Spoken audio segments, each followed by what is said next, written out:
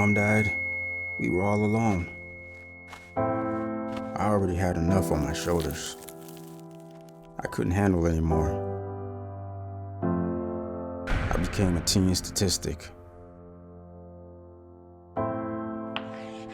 Life was a math equation, and me, the missing variable.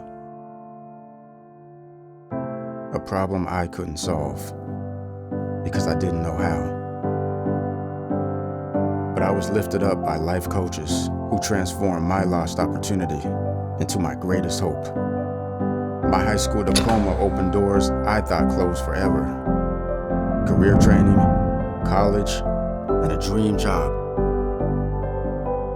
And now, I can take care of myself and my family and give back to those around me. Because of the Excel Center, I'm now a positive statistic. I'm a provider. I'm a role model. I'm a graduate.